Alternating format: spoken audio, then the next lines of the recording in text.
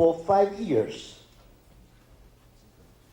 he pursued Juris Doctor degree from the Harvard Law School.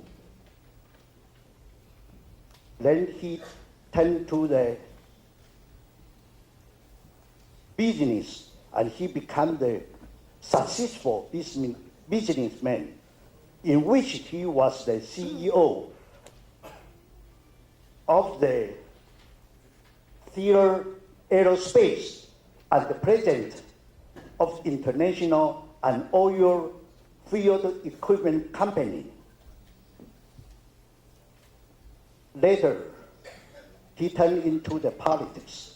He was elected House of Representatives of the state, Kansas State, and he served almost 6 years in the congressman. Then he served as the CEO, director of the CIA, Central Intelligence Agency of the United States, almost 1 year.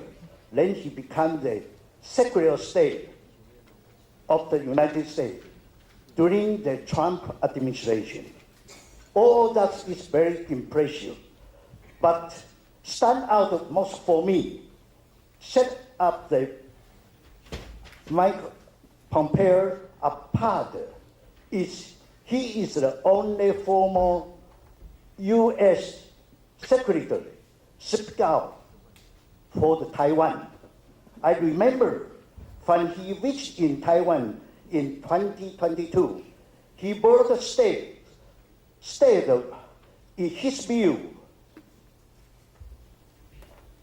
the United States government should immediately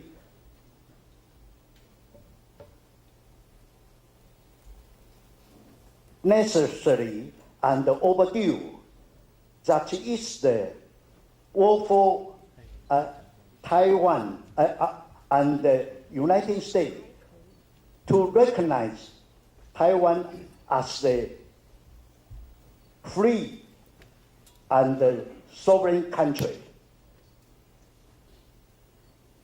Please, we stand up, join me with the warm around approach to the Mr. Pompeo.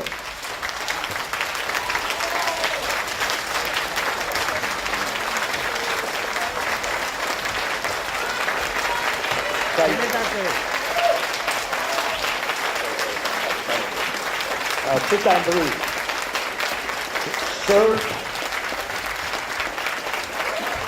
Sir, you have a lot of fun in Taiwan.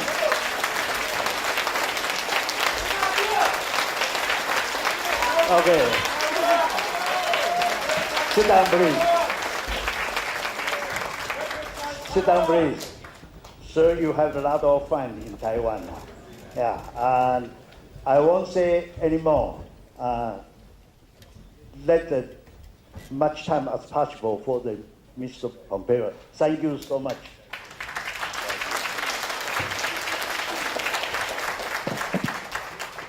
Thank you, and good morning, ladies and gentlemen. It's good to be here, good to be with the people of Taiwan again. It is a profound honor to be with you all. When I get that much applause before I speak, it makes me very nervous. So please do bear with me. A couple years ago, my first trip, I was moved. I was moved by your hospitality and your warm welcome, your graciousness. Even at the height of COVID, when there was so much struggle in the economy and for people and for families, I saw it. I saw Taiwan's resilience as a free nation, a free country led by an incredibly capable government. And here once again, I had a chance to come back at another inflection point in your nation's history, another landmark moment for your country. When a democratic elected president makes a peaceful transition to a new era that will undoubtedly be full of challenges, for sure, but many opportunities for everyone in this room, and I hope for all of the people of Taiwan. I feel particularly fortunate at this event hosted by Taiwan's leading conservative NGO the Formosa Republican Association. It is a unique group, a special group, and I am so proud to be with you all today. You all know, yes. I have to be very careful. My book has now been translated into your language. But I do know one, right? Formosa is a nickname for the country. It means a beautiful island.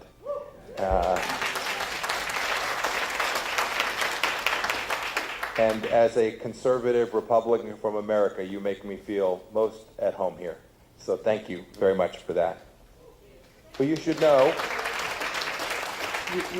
that I'm not here today as a partisan Republican advocate, nor am I here as a representative of the United States of America. I am a civilian, a private citizen. I am here because I wanted to be in this place to celebrate alongside of you, to celebrate your successes in embracing both conservative and what are traditional liberal ideas, understandings of human dignity and basic rights. I'm watching your legislature. It's very rambunctious. I served in ours. We were pretty rambunctious too. Who knew you would have to take Taekwondo to serve in your legislature? I am so proud of what you all have done. You should be very proud of it too. Taiwan is known as having a progressive, very liberal form of government in the finest traditions. And the balancing act of these traditional and conservative ideas and values is too often, I think, forgotten. It's certainly true in America. I'm deeply interested in your success. I am a deeply interested observer. I believe it's important to stress the source of Taiwan's greatness, its democratic success, and that is the underlying conservative heritage that has built and facilitated Taiwan and brought it to where it is today. And I want to talk about that for just a second, because if we forget our past, our traditions, if we walk away from them, the traditional conservative views that have been so pivotal in the success of this place could well be forgotten, and we can't let that happen. This is certainly true between the lenses of both my country, the United States, and Taiwan. In Taiwan, traditional values and institutions have been instrumental and stable to the transition to a mature and incredibly modern nation and a modern economy. You all every day exemplify that democracy critically hinges on a calculated balance between that tradition and the hard work of bringing nations forward. Unlike regimes like that in communist China, which have faltered and will continue to falter, partly due to their abandonment and destruction of civilizational values, traditional institutions, the very same ones that Taiwan has nurtured and creates its culture today. Consider the healthy interplay between conservatives and liberals in Taiwan. This polar society forms the true basis for your democracy. Taiwan embraces a green agenda with robust legal rights and framework for every citizen, and was among the first in Asia to legalize gay marriage. Yet conservative voices like mine and many in this room, are still at the center, the heartbeat of your nation. One cannot overlook the emphasis on meritocracy and education that are deeply rooted in the Taiwanese people and deeply rooted in the Chinese tradition. It provides not only a pool of well-trained talent who run factories and manage industries, these are important, and govern with efficiency, this matters too. But more importantly, it is a marvel because that education, that foundation, the understanding and love of family are at the core of the Taiwanese people. Your respect for authority is widely known in the finest of the Confucian traditions, and it fosters, importantly, what America sometimes forgets, is the essential nature of the rule of law. This understanding that it matters to protect property rights and basic human dignity, that all citizens are required to conform with the law. You get vigorous political processes. I joked a bit about that before. That's a good thing. Differences in ideas are inevitable. And indeed, the hallmark of mature democracies are that they continue to push on and grow as these differences emerge and solutions are found. The tradition of community welfare in Taiwan underscores the balance between collective well-being and the individual gains that are necessary. And I want to stop here to speak for a moment about Taiwan's religious tolerance. It is exemplary. Polytheistic society, Taiwan actively involves all faiths in contributing to societal growth. Buddhist and Christian groups both support social justice initiatives, while local temples and communities centers serve as forums for political discussion. That matters an awful lot. As a Secretary of State who put religious freedom at the very top of the American agenda, I want to thank you for demonstrating to the world this religious tolerance. It makes you better and stronger and makes you deeper in your capacity to grow as a nation.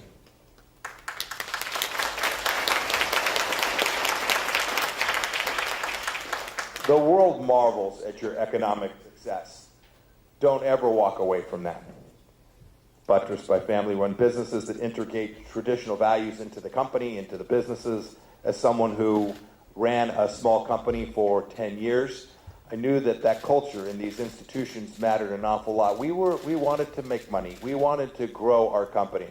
But it was absolutely essential to our customers, to our team members, to everyone who was part of our organization, that we never forgot the central values that had delivered so much progress for our nation, and if we did it right, would create a culture in our business that would lead to further success. You know, we live in an era where extreme left-wing ideologies often challenge these traditional values. That is certainly true in my nation, and I know it's true here as well. You have demonstrated through what has happened just yesterday and over the years that Taiwan stands as a beacon to the world of how tradition and modernity can exist alongside of each other. Thank you, and God bless you for that.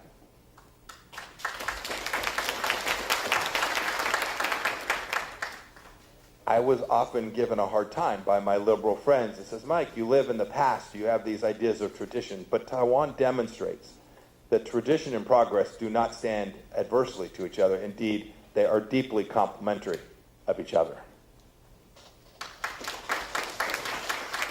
Now, I want to say something to everyone in this room, and indeed to anyone from around the world who watches this. The central question of why does this place matter to my people, the people of Oklahoma and Kansas, the people of Virginia and Washington State? Why is it the case that the United States has a responsibility, and it is in our best interest to be good partners and friends and stewards of Taiwan and its place in the world? It seems pretty simple to me, but I'm going to take a few minutes to explain it in case there's a few who don't quite get it. First, there's a law, the Taiwan Relations Act. So as a simple matter of international law and precedent, that makes enormous sense. Clearly stipulates that we'll provide Taiwan with the means to defend itself. But this is far more than just a legal obligation. It is a moral one, for sure. It reaffirms our commitment to the fundamentals of democracy that our nation has stood for 250 years. It also says that we know that we must hold the central value of national sovereignty, the freedom of peoples to act collectively as a nation. It is also true that the strategic implications of this place can never be forgotten. The failure of the United States to support Taiwan and the Taiwanese to support their own defense and security would create an epic challenge for the globe. Just have a piece of real estate that matters. Geography is important. We know that this is the gateway between the Pacific and the South China Seas. Were the Chinese Communist Party to come to control this place, it would significantly alter the balance of power in the Indo-Pacific, something that matters to every surfer like me who grew up in Southern California. I know that we are a Pacific nation too, one that depends on the capacity for people who fear God and who work hard and who love their families to keep freedom in this place. Thirdly, I must say, as we watch what's taking place in the world today, and I know in the Q&A we'll talk a bit about this, supporting Taiwan re-emphasizes for the world that America will live up to the commitments that it has made over the decades. Around the world, our allies in Japan and South Korea and the Philippines, they're watching how the United States behaves, make no mistake about it, and properly so. They rely on our resolve and support to counterbalance regional threats and to honor the commitments that we've made. Were it to be the case that we abandon Taiwan at any level, not just militarily, but economically and diplomatically, morally, nations would come to doubt my country. Nations would come to take risks against my country. Nations would view themselves as free to take risks that could lead to things that would harm my country. So out of an abundance of selfishness, not only amorality, it is deeply in America's interest to continue to honor the commitments that we have made through the decades, and I pray that we will continue to do so. And finally, you all matter to the global economy. You know this. God bless you. Extract a lot of value for yourselves. Go out and be good capitalists and deliver wonderful outcomes for the whole world. Any conflict that were to threaten this place would cast a pall over the global economy, and were the Chinese Communist Party to control it, would harm the global economy in ways that seem almost unimaginable to most. So it's not about just protecting this small island with a relatively small population. It's about preserving a strategic frontier that matters for global peace and global security and global prosperity for the decades that follow. I pray that we get this right, deeply selfishly, for my children, and I pray one day I will have grandchildren. My son now married 2 years, so far so good, but no grandchildren just yet. I want them to know the peace and prosperity that have generated so much good for everyone in this room and for the people of America, and defending Taiwan is a central component of that.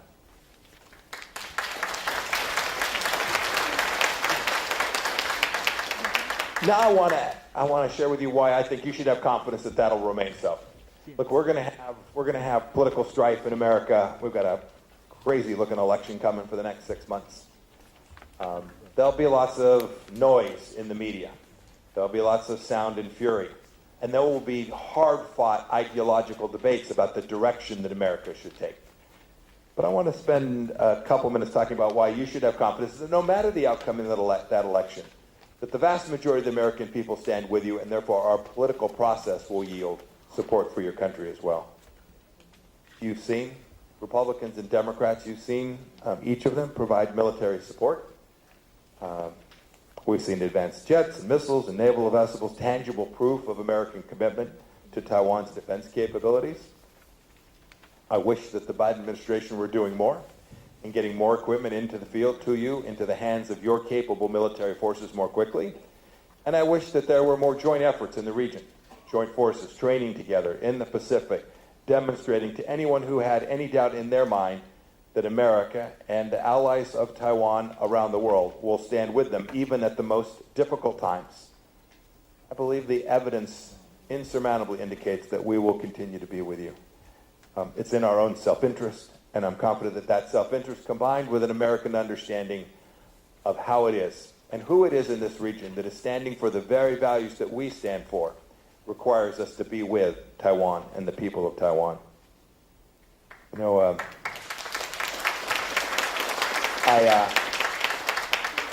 I do hear doubters. I hear people talking about America no longer being the global superpower. I hear them talk about America walking away from some of its allies. That breaks my heart.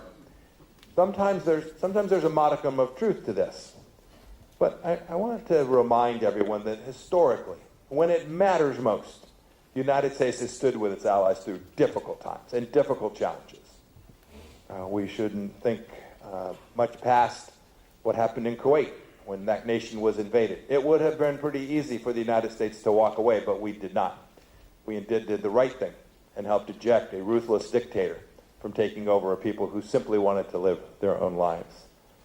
From Kosovo and the Balkans to the support we are providing today to the people of Ukraine, the United States is a good ally in times of strife. It's clear, too, we're better at it. We're more robust when our strategic interests are aligned, and there could be no other place in the world like Taiwan that shares a set of strategic interests with the United States, perhaps more than any other nation. My father served in the Navy in the Korean War, and I remember, it's sometimes forgotten how controversial that was, how many Americans died fighting in that place in Asia. Some thought, goodness gracious, too far away. Why is it the case that America would invest there? We've, since that day, had more permanently deployed troops and weapons in that war, in that region, than any place else in the world, including today over 50,000 in Japan and over 23,000 in Korea. We continue to provide the support that those nations need to counter the threats of our modern times. Our largest overseas military deployment by far is the 7th Fleet, which for decades has patrolled just right off this shore. Taiwan's defense, as our Navy and our military and our government know, are intrinsically tied to America's capacity to defend. And remember, this has transcended multiple administrations, Democrat, Republican alike. This deterrent posture I've spoken about a lot and written about a great deal. Could be better. It could be stronger. There is more to do. There is no doubt about that. Deterrence is always temporary. The bad guys, evil, stays at it. So what does that mean? When evil stays at it, that requires those of us who are good and decent and understand human dignity. It requires us to stay at it as well. And as these threats continue, it will require us to step up our game in ways that we've never had to before. It's why your peaceful transition matters so much, as evidence that you're prepared to do that for your country as well. We are indeed. I want you to leave here today knowing that this partnership matters, that partnerships take both sides working really hard and accepting some amount of risk to deliver the security and prosperity that your nation needs. We should move forward in confidence as partners, and you should trust that our shared commitments and faith together will deliver good outcomes. You know, I'll close with this because I'm looking forward to the Q&A. I know how to not answer questions with the best of them. I want to speak to you not just as a former Secretary of State, but as an advocate for a peace in a world that respects fundamental rules of sovereignty and democracy and international law. I made a few heads hurt a couple years ago when I took a position that said, you know, it's time for the United States to recognize Taiwan as a sovereign and independent country.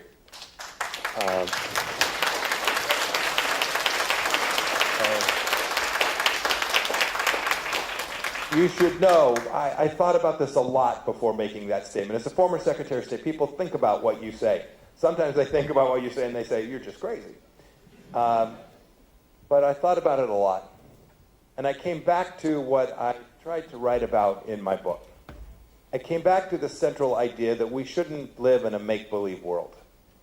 We shouldn't say things that everyone knows aren't true.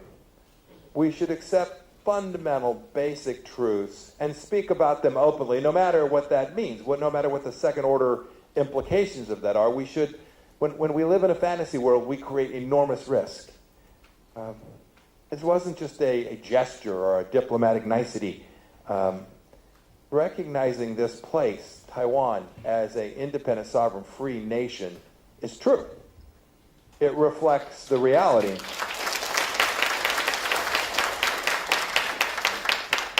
You know, I was speaking a week or so back about this law that China has on its book, this idea of an anti-secession law.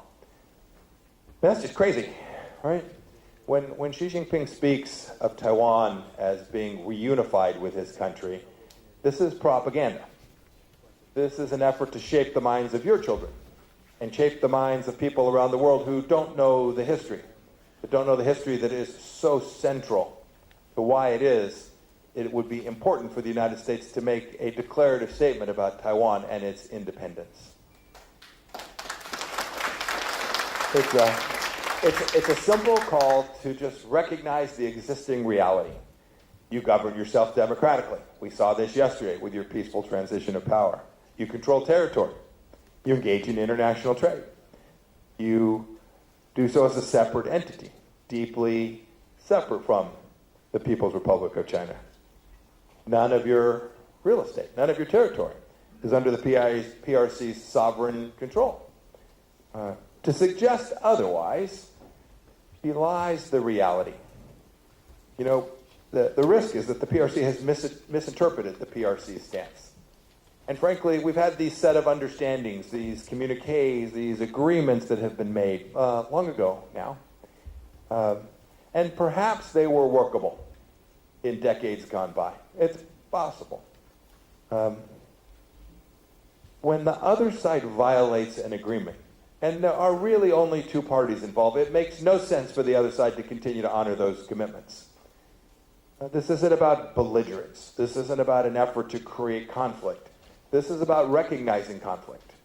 This is about recognizing that there is an aggressive party, and there is a party that is a potential victim of that aggression. That's the people of Taiwan, not the people and the leadership of the Chinese Communist Party. They are the aggressor. They are the ones who have threatened and attempted to coerce this place. You are the ones who have stood up to this coercion and aggression in ways that are important and noble and decent, and God bless you for that.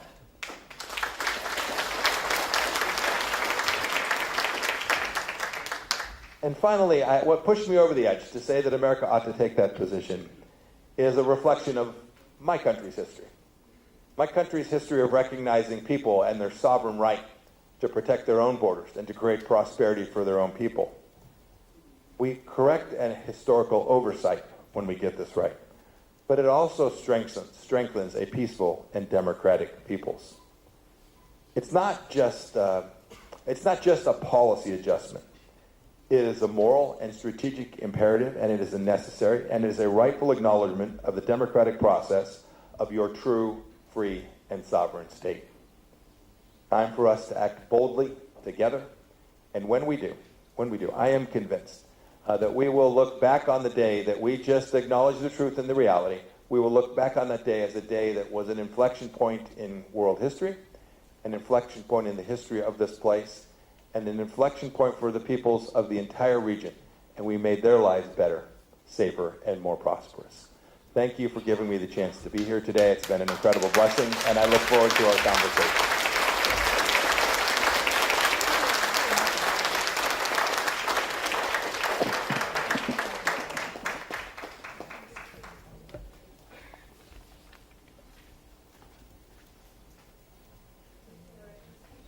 Reminds us of your subtitle of the book, Fighting for the America I Love. As I believe this is a feeling we can all relate to, as I believe everyone here is fighting for the Taiwan we love, right? Yeah. So before we move on to the Q&A session, let us present an appreciation plaque in the recognition of your contribution. May we have Chairman Lee to present the appreciation plaque for Secretary Pompeo.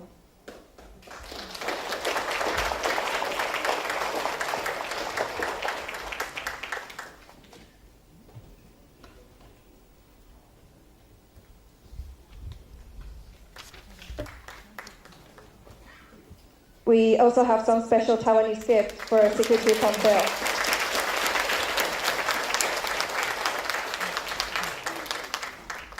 And these are, there are premium high mountain Taiwanese tea and Jade pineapple cakes. Yeah. I'm sure that these can present the rich culture and hospitality of Taiwan. All right. We will now move on to the Q&A session.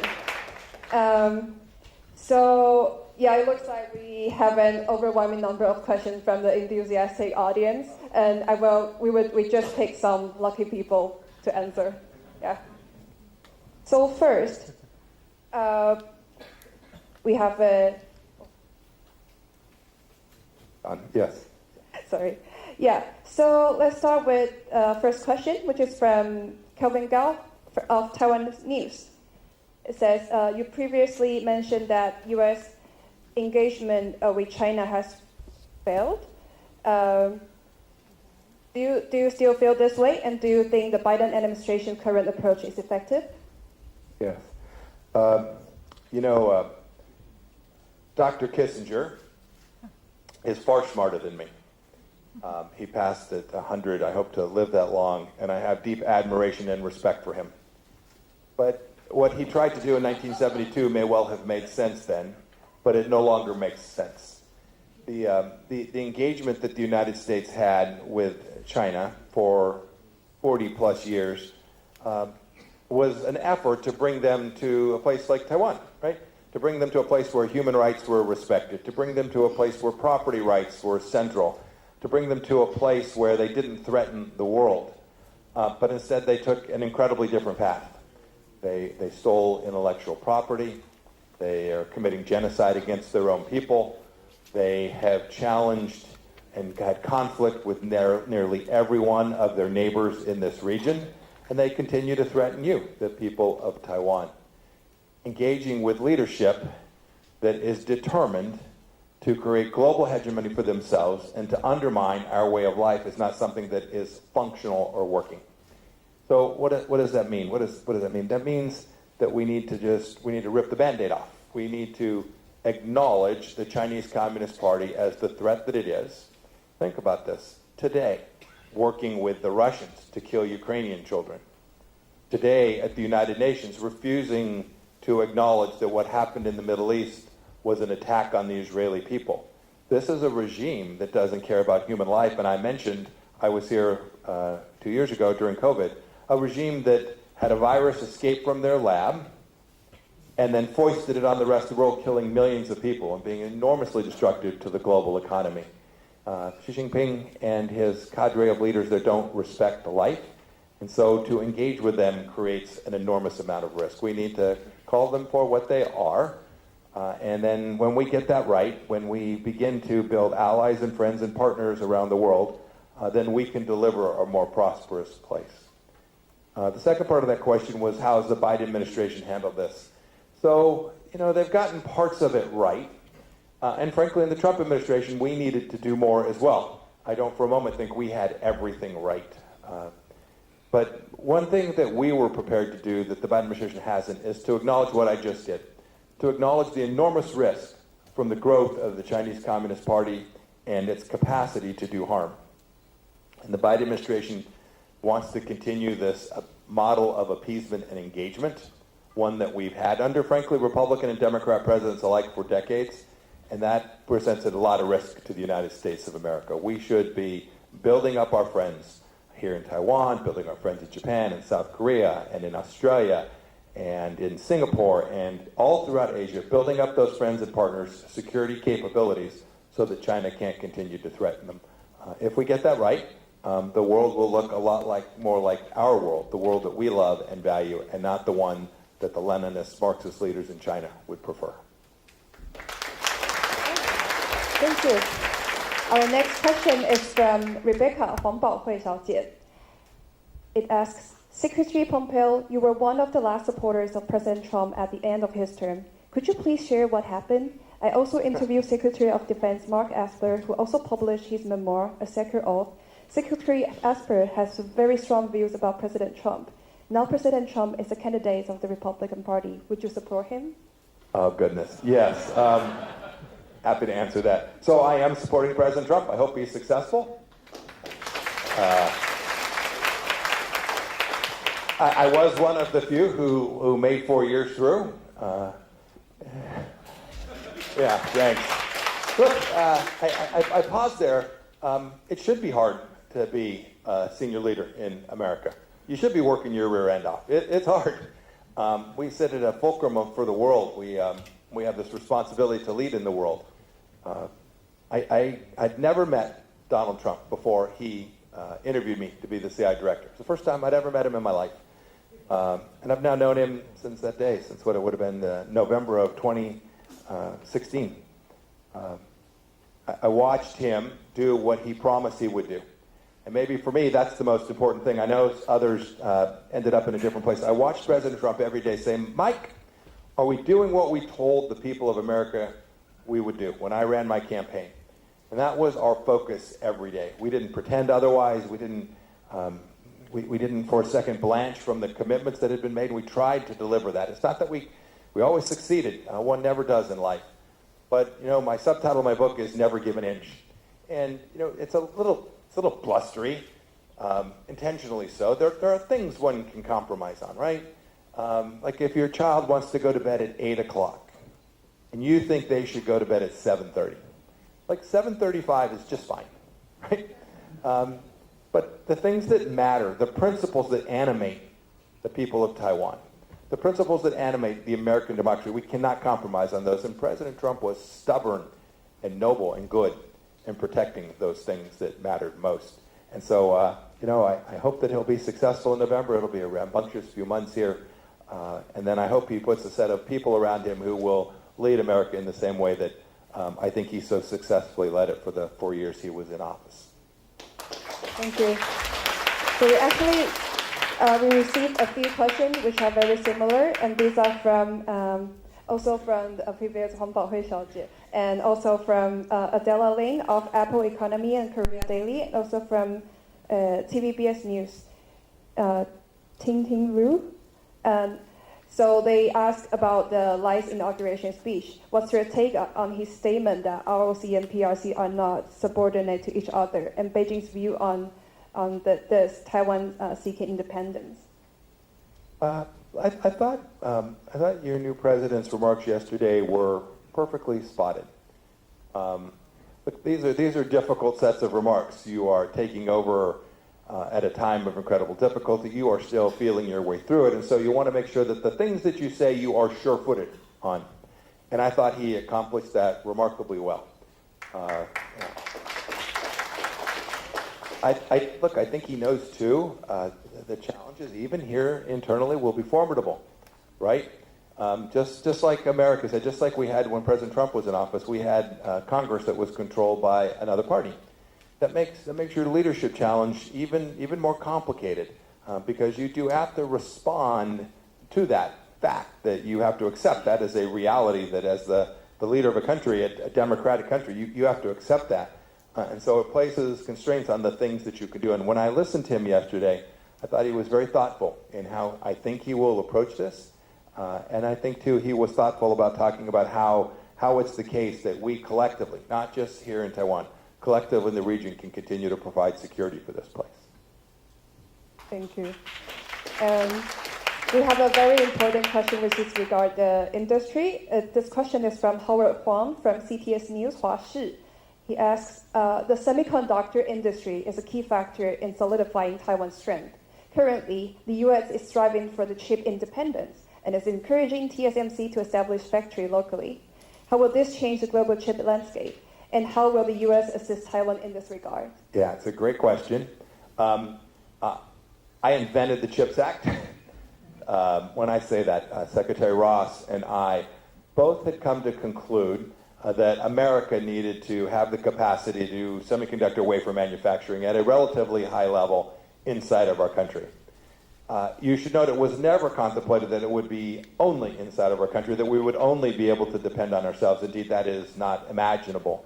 And so we approached not only TSMC, but Samsung and other global players at every level of that supply chain. And now the CHIPS Act passed after we left office, passed in the Biden administration with broad support across the political spectrum, is beginning to do just that. What's that? I've heard people say, oh my goodness, what's that mean? The United States will no longer be dependent on TSMC, or the world won't be dependent on Taiwan in that economic way. I don't think that's even remotely a risk.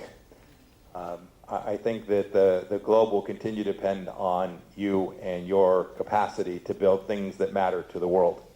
I would encourage you in this regard, something that America lost. We lost our ability to do this, right? We were the global chip leader for an awfully long time, and then we lost it. We lost it for a series of reasons. But don't ever forget that leadership is not forever. Leadership in this space requires training the next generation. Leadership requires a deep commitment to high-end research conducted not only in your own country, but by people of your country that train and are schooled around the world. And it requires a relentless pursuit of innovation. And you need to make sure that your system continues to reward that innovation and doesn't squelch that innovation, whether it's a semiconductor fabrication plant or someone doing bioengineering work or a firm that's engaged in agriculture. Without the continued innovation, you can be sure that the Chinese Communist Party will seek to advance and to dominate. And we can't let that happen. And so I'm happy that the United States is now bringing back the training and skill set associated with this particular component in the supply chain for semiconductors.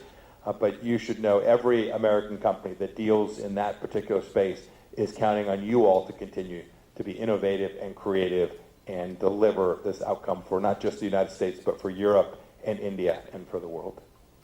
Exactly. We will never give an inch to China. All right. Our next question, we have a Ukrainian guest, Mr. Yuri Poita, who asks, how would you assess the development of China-Russia cooperation in light of threats in European and Indo-Pacific region? It's something I think we all have known for a long time. The commies like to work together, right? It shouldn't surprise us that China and Russia have found a pathway to slaughter Europeans together. And we should never walk away from it. One of the things the Biden administration has failed to do is make clear that China is providing material support to the Russian enterprise that is killing Europeans even as we sit here today. What's that mean for the world? It means that good people, God-fearing people, democratic countries have to work together as well. We have that responsibility. And we should acknowledge when Iranian drones arrive in Russia and kill Ukrainian children. We should acknowledge when China buys Russian energy, funding the Russian war machine. And then that means we all have to do our part too. And it's controversial inside of my party in America. We need to do all we can to support Europeans' effort to protect its own sovereignty, just as we spoke about protecting Taiwanese sovereignty today. Last thought on that. I spoke to so many of my former colleagues in the House of Representatives as we were debating how to deliver assistance to the Ukrainians, and in some cases whether to provide continued assistance.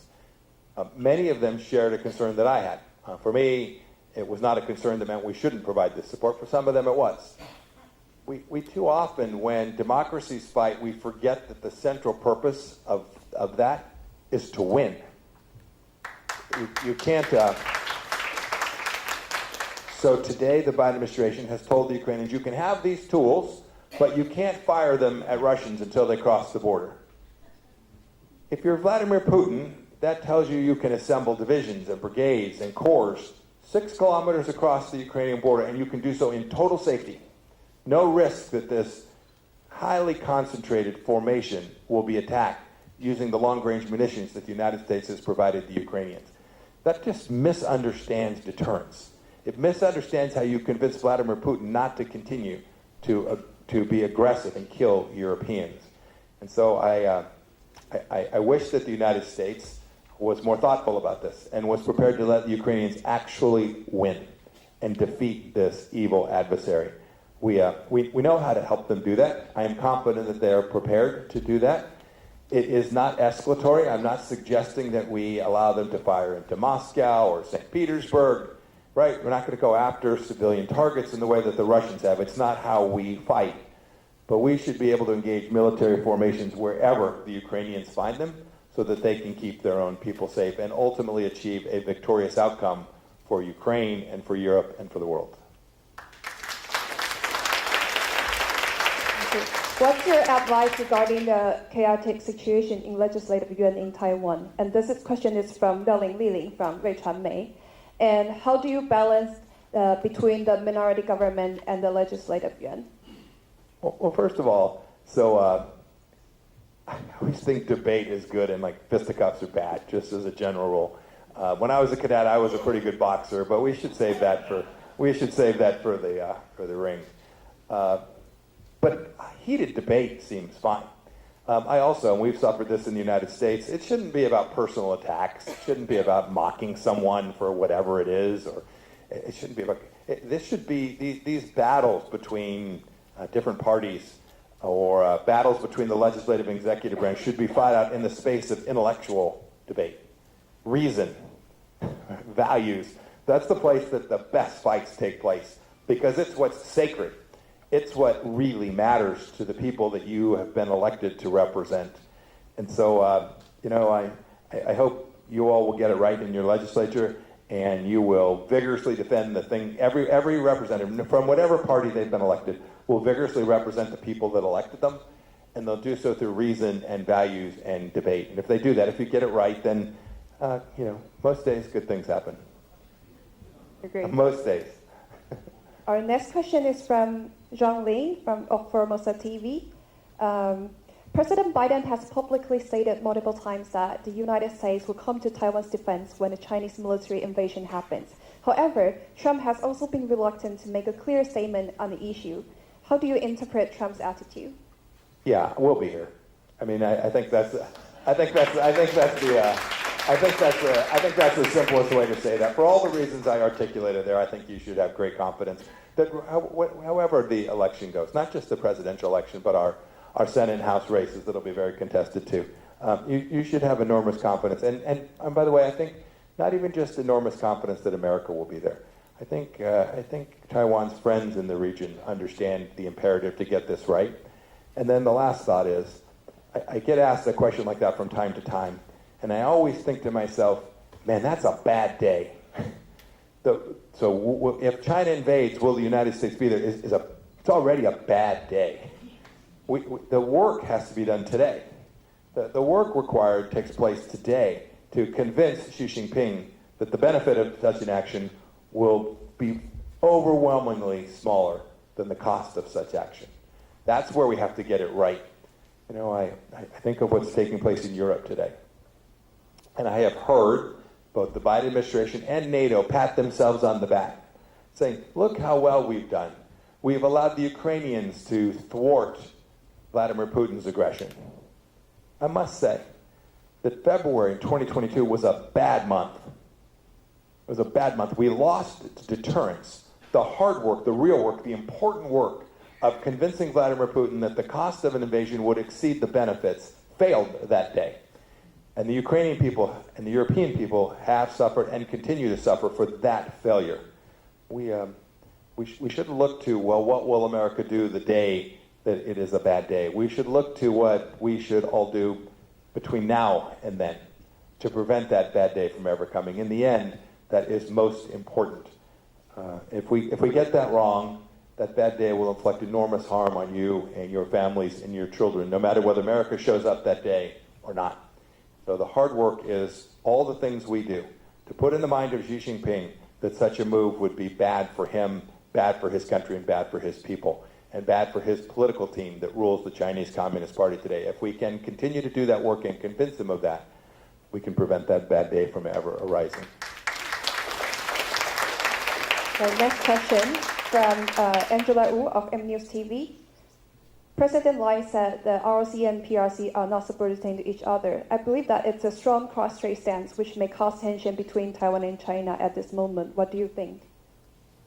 I'm sorry, the question is a statement that might be... The inauguration from Lai about ROC and PRC are not subordinate to each other, if this can cause tension. Oh my goodness. You know, you should never mistake the people who are trying to defend themselves from an aggressor as causing tension.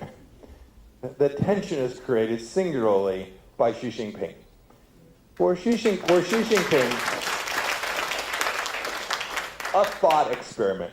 Were Xi Jinping to become a capitalist? Were Xi Jinping to become someone who said, I want the Chinese people to live good lives. I want the Uyghurs to live good lives. I want the people of Shanghai. I want the people of Hong Kong to have the freedoms that they had for so many years. Were Xi Jinping to take that posture, there'd be no tension, right? So we should never create the balance or the moral equivalence between something that we do to try and defend a nation's prosperity, peace, and sovereignty, and something an aggressor does to threaten and coerce that. They are the inverse of each other, and so. When I hear people talk about something that somebody said, whether it was me when I was Secretary of State or elsewise, it says, "Gosh, that created a lot of tension." The tension was there. It already existed. The threat, the coercion was already there. All this did was pull it back for the whole world to see who was the bad actor, the evil actor, the aggressor, and who it was that was simply trying to do the task for which they were elected, to protect their own people. And next question, also from Rui Chuanmei. Chinese President Xi Jinping visited Europe. He visited France, but not Germany. French President Macron emphasized a strategic autonomy for Europe. Could you imagine a NATO without U.S.? Could I imagine a NATO without U.S.? Oh, no. No, it's unimaginable. For good, not for good or for bad, but for good, we are part of NATO, and we will always be. Yeah. And Xi has abolish his limitation of his presidential term. In this context, will he be tougher towards Taiwan's new government? Yeah, I'm not sure how to answer that. I don't know. There's no doubt Xi Jinping has political control in his country. There is also no doubt that they are facing economic challenges over time, and then also significant demographic challenges as well. But we should never for a moment take for granted that, and history is replete with bad actors like Xi Jinping who maintain power in spite of the suffering of their own people. And so I think Xi Jinping is set in his way. I think he has a global hegemonic intention that is unlikely to change. And so our work must not change or falter either. Our next question from James Duan. In your definition, what is the Republic of China and what is Taiwan? Is there a difference between them? You know, I'm not going to go anywhere near that. Not being a legal scholar, I'll let others debate it. When I think of this place, I actually don't think of either one of those. When I think of this place, I think of you. I think of the people of Taiwan. I think of the goodness and the joy that you all have from doing the things that matter most in life, practicing your faith, raising your families, being part of a community, building things. When I think of that other actor, from the Communist Party of China, they're just the inverse of that. They find no joy in those things. And that is much to the chagrin of their own people. Xi Jinping no more represents the people of China than the man in the moon. The people of China deserve so much better and so much more. And I pray that we will together be able to be a beacon to the people of China, and one day they will get to have the same joy and love and peace and prosperity that you all are beneficiaries of. I'm convinced we can get there. My last thought is this, since this is the final question. I really do want to encourage you. I love to come back to this place. I love to be with the people of this place because I see so much of what my Savior talked about how people are intrinsically desirous of things that really matter to themselves and their families and what comes behind them. You have such a love for your country. You have such a love for your families. Don't ever lose that. I am convinced that together we will prevail, that He is watching over us, and that when we get this right, when we work really hard at this, that good things will flow to my country in America and to yours here in Taiwan. Thank you, and God bless. Thank you. I think this totally concludes this session. Let us thank our sincere gratitude to Secretary Pompeo for your engagement. You are now welcome to proceed to the rest area. Thank you so much. Thank you for gracing us with your presence.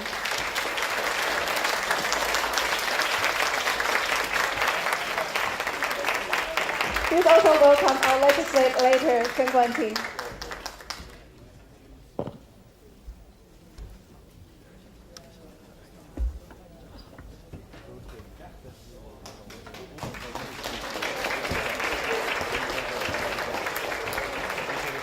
我们中场休息15分钟，那请各位帮我在11点20分的时候准时回到座位，谢谢。那这段期间，我们福和会的常务理事杨黄美信大使，他也为我们安排了特别的活动，邀请到一位特别嘉宾来跟各位分享。那各位可以自由移动没有关系，我们这段时间是休息时间，再请各位11点20分的时候准时回到座位上，我们会接下来的座谈活动。喂，回公司哦。